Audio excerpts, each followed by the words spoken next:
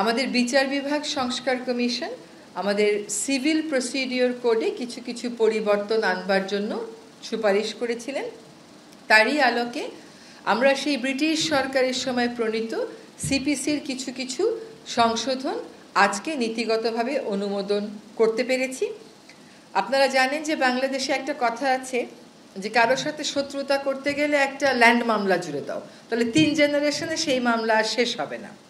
তো আজকে সেই 3 জেনারেশন যেন না লাগে, 1 জেনারেশনেই যেন মামলা শেষ করা যায়, সেই জন্য সিপিসির কিছু সংশোধনী আনা হয়েছে, যাতে করে যারা বিচার প্রার্থী তাদের সময় কম লাগে, তাদের টাকা কম লাগে। অনেক সময় আমরা যারা উকিল আছি তারা নানান অজুহাতে বিভিন্ন সময় নিয়ে মামলার প্রক্রিয়া বিলম্বিত করি, সেটা যেন না হয় সেরকম কতগুলো সিদ্ধান্ত এসছে। কয়েকটা উদাহরণ আমি আপনাদেরকে দিচ্ছি। যেমন আগে যেটা হতো যে একটা মামলার রায় হয়ে যাওয়ার পরেও আবার জারি মোকদ্দমা করতে হতো ওই মামলার রায় বাস্তবায়নের জন্য।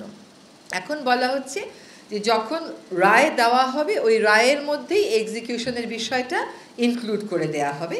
আমাদের অনেকাংশেই এখনও সেকেলে রয়ে গেছে।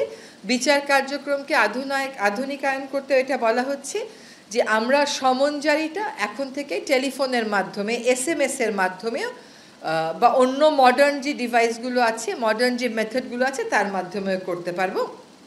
আর ফাঁসিয়ে দেওয়ার জন্য ভুয়া মামলা করা হয়, আগে সেটা শাস্তি ছিল 20,000, এখন সেটাকে বাড়িয়ে 50,000-এ করা হয়েছে।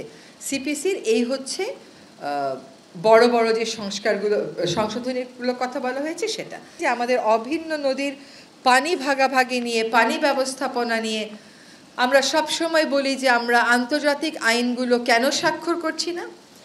এই অভিন্ন জলরাশির পানি ব্যবস্থাপনা নিয়ে আন্তর্জাতিক ক্ষেত্রে 2টো আইন আছে জাতিসংঘের। একটা হচ্ছে 1997 কনভেনশন, আরেকটা হচ্ছে 1992 কনভেনশন।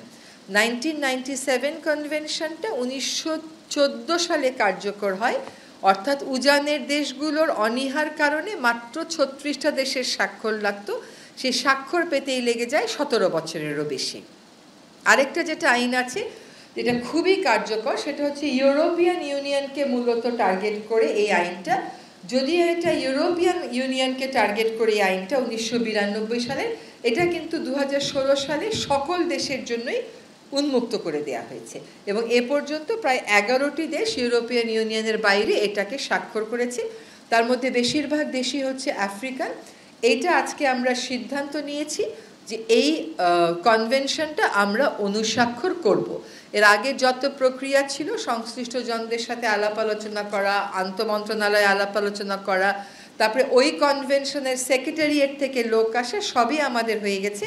ফলে বাংলাদেশ এখন সিদ্ধান্ত নিয়েছে convention on the protection and use of transboundary water courses and international lakes 1992, এটাতে বাংলাদেশ অনুস্বাক্ষর করবে এবং বাংলাদেশকে দিয়েই আসলে এশিয়ার দেশগুলোর স্বাক্ষর প্রক্রিয়াটা শুরু হচ্ছে।